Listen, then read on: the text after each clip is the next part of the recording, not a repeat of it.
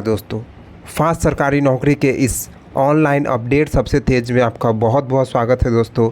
तो आज के वीडियो में दोस्तों बात करेंगे एसएससी सीपीओ का जो एग्ज़ाम हुआ है दोस्तों, तो उसके बारे में दोस्तों आज हम बात करेंगे, उसके टोटल क्वेश्चन के एनालिसिस के बारे में। तो चलिए आज का वीडियो दोस्तों स्टार्ट करते हैं। हम अपना पीडीएफ को दोस्तों ऑन कर लेते हैं। यह मेरे टेलीग्राम चैनल पर अपलोड हो गया है दोस्तों पीडीएफ, इसको हम ओपन कर लेते हैं। देखिए दोस्तों, सबसे पहला क्वेश्चन आपको दिख रहा होगा दोस्तों। सबसे पहला क्वेश्चन में बोला जा रहा है कि which of the following country one the international FIH का फुल फॉर्म होता है दोस्तों इंटरनेशनल हॉकी फेडरेशन। इसके जो है हॉकी मेंस वर्ल्ड कप 2023 के विजेता के बारे में पूछा जा रहा है। तो दोस्तों इसका सही जवाब होगा दोस्तों जर्मनी। आज के क्वेश्चन में दोस्तों यह पूछा गया था दोस्तों। कुछ इसके इम्पोर्टेंट फैक्ट के बारे में जान लेते हैं दोस्तों कि जर्मनी जो है शीर्ष स्थान पर रहा। वो जो है बेल्जियम को हरा करके पहले स्थान पर पहुंचा था। ये गोल्ड मेडल जीता है दोस्तों, और ये जो है ब्रॉन्ज है, और ये सिल्वर मेडल। नीदरलैंड जो है थर्ड स्थान पर है, ऑस्ट्रेलिया फोर्थ स्थान पर है दोस्तों। ऐसे हम देखें यहाँ पर कुछ और भी बातें हैं। जर्मनी ने भुवनेश्वर के कलिंगा स्टेडियम में आयोजित फाइनल में बेल्जियम को हराकर विश्व कप जीता है दोस्तों। इस जीत के साथ जर्मनी ने तीसरी बार वर्ल्ड कप का खिताब जीत लिया दोस्तों। टूर्नामेंट 13 जनवरी से 29 जनवरी 2023 के बीच हुआ दोस्तों। यह जो टूर्नामेंट था दोस्तों 13 जनवरी से 29 जनवरी के बीच में हुआ दोस्तों। ऐसे ही कुछ इम्पॉर्टेंट फैक्ट है दोस्तों। टूर्नामेंट में 16 देश जो है भाग लिया था। इसमें 15वां संस्करण था वो। इस तरीके से आप इसको देख लीजिएगा। इसका जो है नेतृत्व जो है हरमनप्रीत सिंह है, इसका नेतृत्व करने वाली है। भारतीय टीम का नेतृत्व कौन कर रही थी? तो हरमनप्रीत सिंह है। अर्जेंटीना के साथ टूर्नामेंट में 9वें स्थान पर रही दोस्तों ये। देखिए, तो इस तरीके से मतलब पूरा इम्पोर्टेंट पॉइंट रहेगा दोस्तों। तो इसको हम पीडीएफ में डाले हुए हैं, यहाँ से आप चाहिएगा तो देख लीजिएगा जा करके। आप इसको देख लीजिए कि अंतर्राष्ट्रीय हॉकी संघ यानी इंटरनेशनल हॉकी फेडरेशन की स्थापना 1924 में हुआ दोस्तों। इसके अध्यक्ष जो है श्री तैयब इकराम है दोस्तों। मुख्यालय है लुसाने स्विट्ज़रलैंड में दोस्तों। लुसाने स्विट्ज़रलैंड में दोस्तों। अगला क्वेश्चन है प्रधानमंत्री मुद्रा योजना। प्रधानमंत्री मुद्रा योजना से दोस्तों एक क्वेश्चन पूछा गया था कि निम्नलिखित में से किसकी सहायक कंपनी। इस तरीके से एक क्वेश्चन पूछा गया था दोस्तों। तो इसका सही जवाब है दोस्तों भारतीय जीवन बीमा निगम। इस तरीके से इसका सही जवाब था दोस्तों। उसके बाद देखिए दोस्तों कि जैसा कि बोला जा रहा है, जैसा कि देख पा रहे होंगे दोस्तों कि मुद्रा को शुरुआत में लघु उद्योग विकास बैंक ऑफ इंडिया यानी सिडबी की पूर्ण स्वामित्व वाली सहायक कंपनी के रूप में बनाया गया है दोस्तों, जिसमें 100% पूंजी का योगदान है दोस्तों। अगला पॉइंट था दोस्तों, वर्तमान में मुद्रा की अधिकृत पूंजी 1000 करोड़ है दोस्तों, और भुगतान की गई राशि जो है दोस्तों 7050 करोड़ है, जो पूरी तरह से सिडबी द्वारा संचालित है दोस्तों। यह जो है सिडबी के द्वारा संचालित होता है। प्रधानमंत्री मुद्रा योजना, जिसको शॉर्ट में बोला जाता है PMMY, यानी P से प्रधान, M से मंत्री, M से मुद्रा और Y से योजना, जो कि 8 अप्रैल 2015 को माननीय प्रधानमंत्री द्वारा गैर कॉर्पोरेट गैर कृषि लघु सूक्ष्म उद्योग को 10 लाख तक का ऋण प्रदान करने के लिए शुरू की गई योजना है दोस्तों। इन ऋणों को PMMY यानी प्रधानमंत्री मुद्रा योजना के तहत मुद्रा ऋण वाणिज्यिक बैंक RRB, लघु वित्त बैंक MFI और NBFC द्वारा दिए जाते हैं दोस्तों। इस योजना के तहत प्रधानमंत्री मुद्रा योजना में हस्तक्षेप की 3 श्रेणियाँ का नाम दिया गया, जिसमें शामिल है, यानी इसमें 3 श्रेणियाँ हैं, जिसमें कि एक किशोर है, शिशु है, दूसरा है किशोर है, तीसरा है तरुण है। यानी देखिए कि जो बच्चे हैं उसको 50,000 तक के ऋण, किशोर है उसको 50,000 से लेकर 5 लाख तक का ऋण होगा। उससे बड़े हैं तो उसको जो है 5 लाख से ऊपर का ऋण और 10 लाख से कम, यानी 5 लाख और 10 लाख के बीच मिलेगा इनको। तो यह ओवरऑल जो है मुद्रा योजना से जो भी क्वेश्चन इसमें से आए इसको हम डिस्कस कर लिए दोस्तों। अगला देखिए, अगला क्वेश्चन पूछा गया था कि कौन से राजा ने अपना राज्यों का विस्तार सबसे अधिक किया दोस्तों? कौन से राजा अपना राज्यों का विस्तार सबसे अधिक किया दोस्तों? तो इसका सही जवाब था दोस्तों सम्राट अशोक। अब देखिए अशोक के बारे में कुछ हम जानते हैं। अशोक का शिलालेखों के प्रकार, types of addicts of Ashok. चलिए इसके टाइप्स जान लेते हैं इनके। देखिए जैसा कि अशोक का अभिलेख जो था दोस्तों वो 4 प्रकार के था, जैसे कि प्रमुख शिलालेख था, लघु शिलालेख और प्रमुख स्तंभ शिलालेख था दोस्तों, और लघु स्तंभ शिलालेख, ये 4 प्रकार का था दोस्तों। और देखिए दोस्तों जैसा कि आप देख पा रहे हो कि 1837 में जेम्स प्रिंसेप ने पहली बार अशोक के शिलालेखों को पढ़ा था दोस्तों। अशोक के शिलालेखों को सबसे पहले जेम्स प्रिंसेप नामक व्यक्ति जो है पढ़े थे दोस्तों। अगला है दक्षिण पश्चिम मानसून। देखिए दोस्तों सबसे पहला क्वेश्चन ये पूछा गया क्वेश्चन है दोस्तों कि दक्षिण पश्चिम मानसून सबसे पहले भारत में जो है सबसे पहले कौन से राज्य में प्रवेश करते थे? इसका सही जवाब है दोस्तों केरल में। सही जवाब, जैसे कि आप देख पा रहे होंगे कि आप देखिएगा कि इंडिया का मैप में कुछ इस तरीके से, तो यहाँ पर केरल है, तो केरल में सबसे पहले ये दक्षिण पश्चिम मानसून यहाँ पर आती है दोस्तों। और आगे देखिए दोस्तों इसमें बोला जा रहा है कि केरल जो है दक्षिण पश्चिम मानसून द्वारा वर्षा प्राप्त करने वाला भारत का पहला राज्य है दोस्तों। और उसके बाद जो है दक्षिण पश्चिम मानसून से प्राप्त होने वाली वर्षा जो है मौसमी होती है, यानी यह मौसम में एक मौसम इसका फिक्स होता है जो जून और सितंबर के बीच होता है दोस्तों। इसका टाइम फिक्स होता है ये जून और सितंबर के बीच। अब कुछ केरला के बारे में कुछ इसमें इंपॉर्टेंट पॉइंट्स दिया हुआ है। राजधानी है तिरुवनंतपुरम, इसके राज्यपाल जो है आरिफ मोहम्मद खान है, सीएम है पिनाराई विजयन।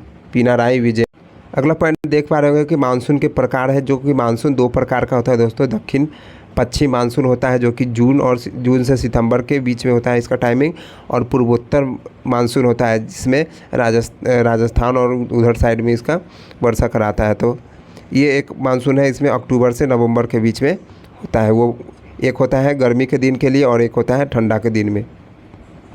अगला क्वेश्चन है दोस्तों, देखिए जैसे कि आप देख पा रहे होंगे एक क्वेश्चन पूछा गया था कि निम्नलिखित में से कौन सा जो है पशु कोशिका में नहीं पाया जाता है, यानी कौन सा मतलब सेल है। इंग्लिश में दोस्तों हम क्वेश्चन जान रहे हैं कि which of the following is not a animal cell, ऐसे था क्वेश्चन था दोस्तों। तो इसका सही जवाब हो जाएगा दोस्तों सेल वॉल जो है ह्यूमन में होता है, एनिमल में नहीं होता है दोस्तों। और भी कुछ पॉइंट्स हैं इनके आप देख पाएंगे कि जैसा कि हम देखिए कि animal cell do not have cell wall in plant the cell wall surrounded the cell membrane, this give the plant shape its unique rectangular shape. ठीक है ना। Animal cell simply have a membrane but no cell wall. Both animal and plant cell have mitochondria, यानी mitochondria जो है दोनों में होता है दोस्तों। और only plant cell have chloroplast जो होता है रंग देता है। This is because unlike animal plant can't get sugar from eating food, instead they produce it using sunlight. और vacuoles are present in both, दोनों में होता है वैक्यूल्स। उसके बाद देखिए दोस्तों केवल सेल वाल नहीं होता है दोस्तों, plant have large vacuole while animal have smaller vacuoles, इससे भी क्वेश्चन आता है दोस्तों। और उसका देखिए कि राइबोसोम क्या होता है। Ribosome comprises a complex macromolecular machine found with all living cell that serve as the site of biological protein synthesis and they are present in both plant and animal। ये प्लांट और animal दोनों में होता है। और ribosome जो होता है ना प्रोटीन सेंसलेशन करता है, प्रोटीन का सेंसलेशन राइबोसोम करता है। अगला क्वेश्चन है राज्यों के नीति निर्देशक तत्वों का विचार कहाँ से लिया गया है। राज्यों का नीति निर्देशक तत्वों का विचार कहाँ से लिया गया है। सही उत्तर है आयरलैंड, सही उत्तर है आयरलैंड।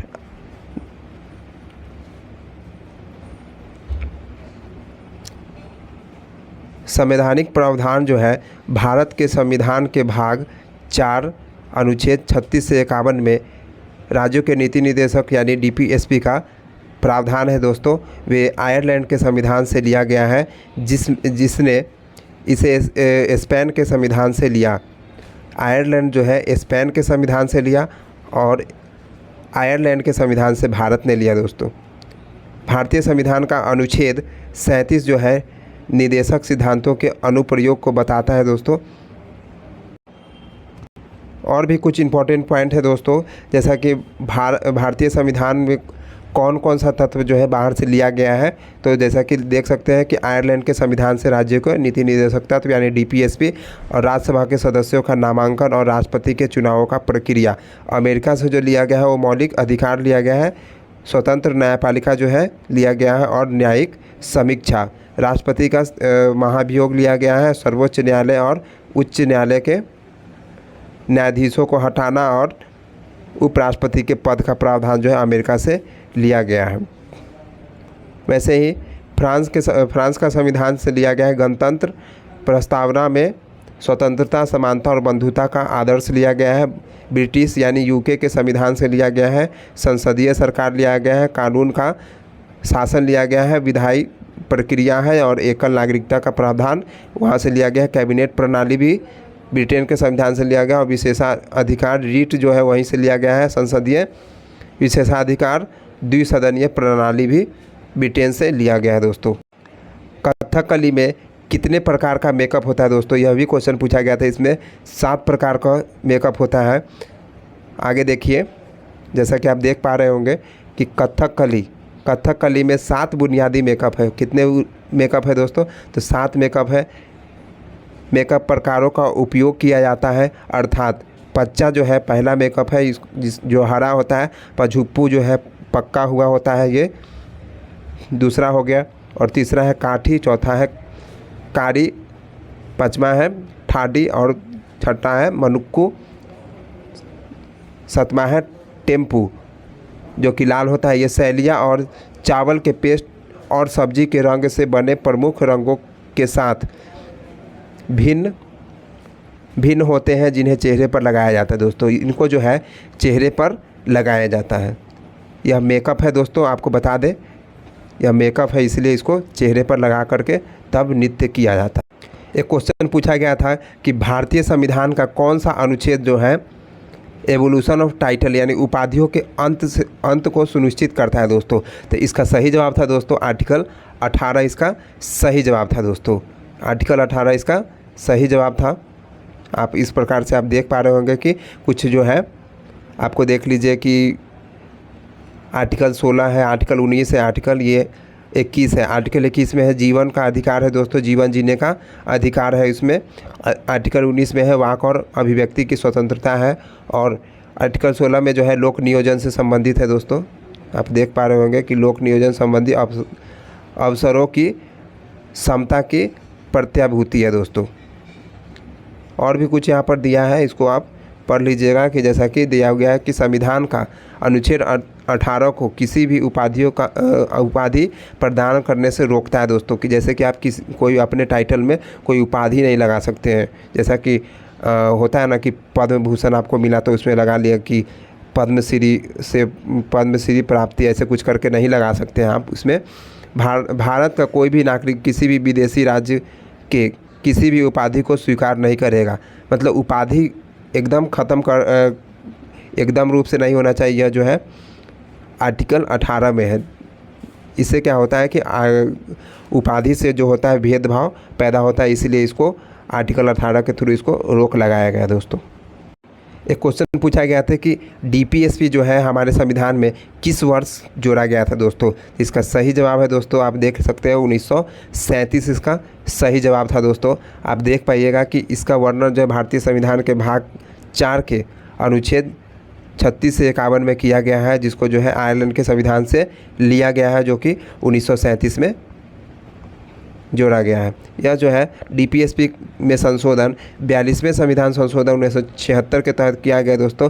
भारतीय संविधान के भाग 4 में दिए गए नीति निर्देशक तत्व को जो है जोड़ा गया दोस्तों। और इसमें देखिए कि कुछ अनुच्छेद जो है उसमें देख लिया 39 का ये है, गरीबों को मुफ्त कानूनी सहायता देना है, ये उसमें जो है अनुच्छेद 43 का ए में है उद्योगों के प्रबंध में श्रमिकों की भागीदारी, 48 का ए में पर्यावरण से की रक्षा और सुधार करना, इस तरीके का इसमें प्रावधान किया गया है दोस्तों। एक क्वेश्चन पूछा गया था कि सेल डिवीज़न का लास्ट फेज़ क्या होता है, सेल डिवीज़न का लास्ट फेज़ क्या होता है दोस्तों। इसका सही जवाब होता है, इसका सही जवाब है दोस्तों साइटोकाइनेसिस।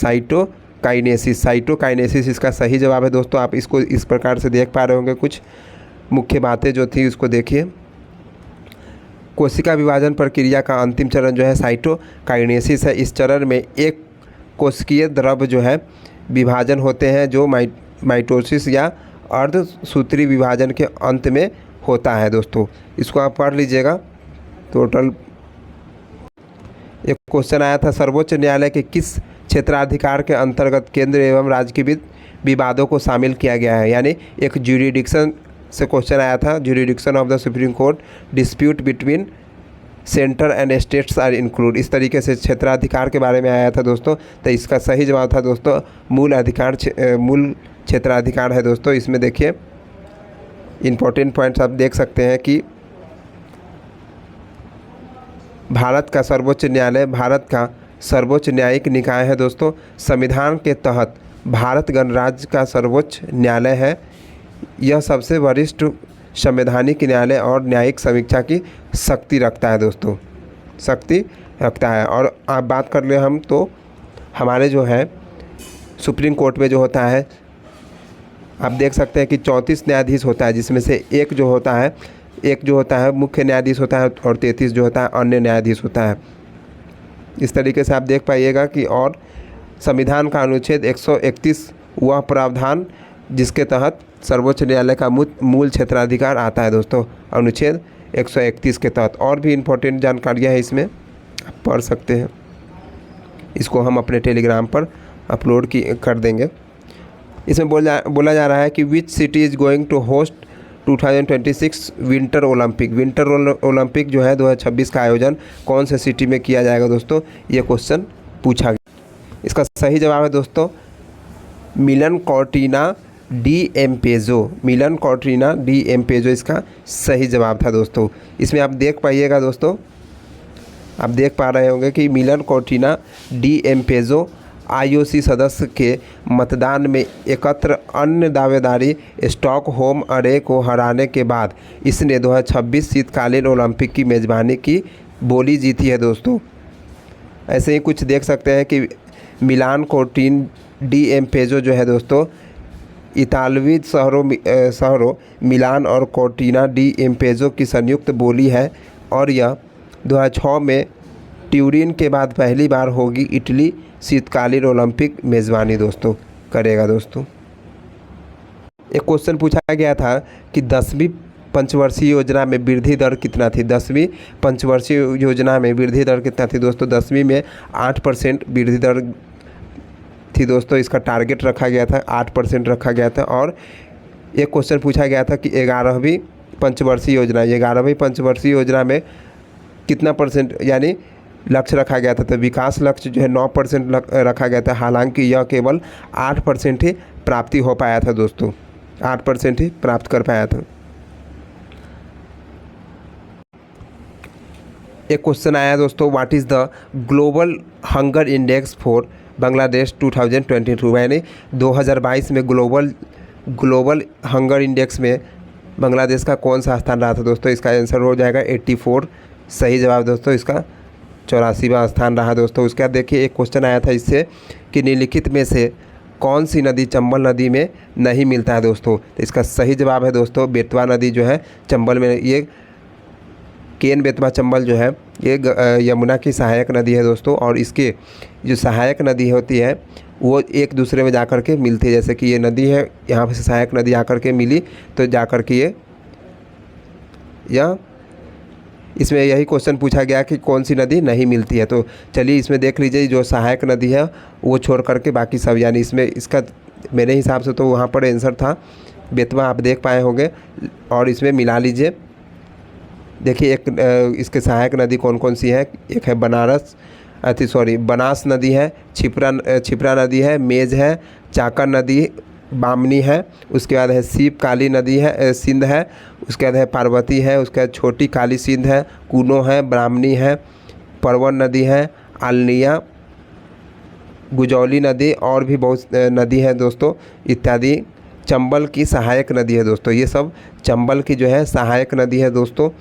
और इसमें पूछा गया क्वेश्चन तो था इसमें चंबल नदी से नहीं मिलता है, तो चंबल नदी से देख पा रहे होंगे कि पार्वती नदी तो इसमें सहायक नदी आपको बताया, इसमें आप देख लीजिए कि पार्वती नदी जो है, पार्वती जो है सहायक नदी है। और उसके बाद है छिप्रा, अब छिप्रा भी सहायक नदी है। काली सिंध, काली सिंध में सीप काली सिंध आपको दिखाया, ये भी इसके जो है सहायक नदी है। और बेतवा जो है इसमें नहीं है दोस्तों, तो बेतवा इसका गलत आंसर है दोस्तों। उसके बाद एक क्वेश्चन पूछा गया था कि उपराष्ट्रपति को किस चीज़ के लिए सैलरी मिलता है और किस अनुच्छेद में के तहत उनको सैलरी मिलता है। तो हम बात करें कि उपराष्ट्रपति जो होता है राज्यसभा का पदेन सभापति होता है दोस्तों। तो राज्यसभा का पदेन सभापति होने के तहत जो है उनको आर्टिकल 64 के तहत वो राज्यसभा का पदेन सभापति होते हैं और उन्हीं के थ्रू उनको सैलरी मिलता है दोस्तों।